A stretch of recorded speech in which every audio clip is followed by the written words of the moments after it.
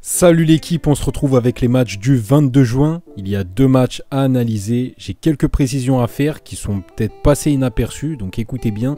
Et on commence directement avec le premier match.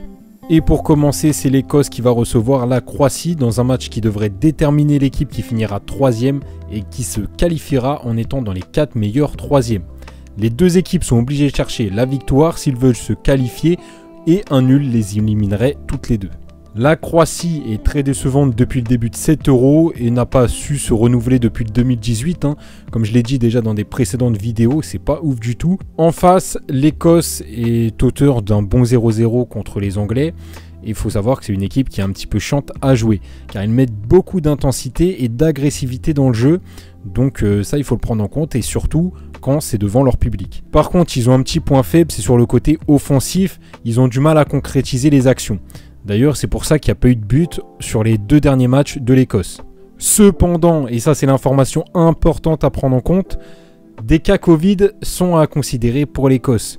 Donc c'est une information très importante et de dernière minute. Et bien évidemment, c'est tombé sur des joueurs très importants pour l'équipe.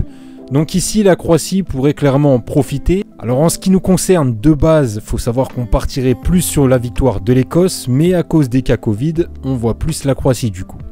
Vous comprenez sans doute que c'est un match un petit peu bourbier à jouer, clairement. Le problème, c'est difficile de dire ce que ça va donner sans ces joueurs. Alors ça remet en question toute l'analyse. On a vu cette année que pendant le championnat, il y avait des absents à cause du Covid.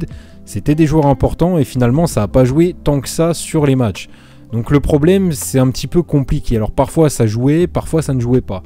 Là, qu'est-ce que ça va faire? On ne peut pas vraiment le prévoir à l'avance. Bon, je pense que ça peut quand même vachement les handicaper. Donc même s'il y a des absents, ça ne change rien du fait d'être à domicile, ça ne change rien sur l'engagement de l'équipe au niveau du physique, ça ne change rien sur pas mal de choses.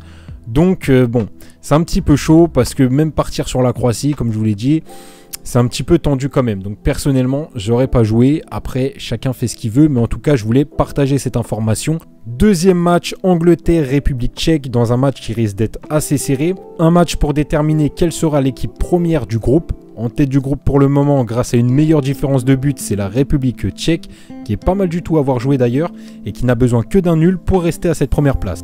L'Angleterre chez elle devra donc absolument gagner si l'équipe veut repasser première de ce groupe, surtout après la prestation très moyenne qu'ils ont fait contre l'Écosse au match précédent. D'ailleurs, ça il va falloir le prendre en compte, comme il y a eu des cas contacts avec des joueurs de l'Écosse, peut-être qu'il peut y avoir des cas Covid. Donc il va falloir faire très attention et surveiller ça. Ces deux équipes s'étaient déjà affrontées pour la qualification de cet Euro en 2019, c'est la République tchèque qui avait perdu 5-0 en Angleterre, avant de gagner 2-1 à domicile.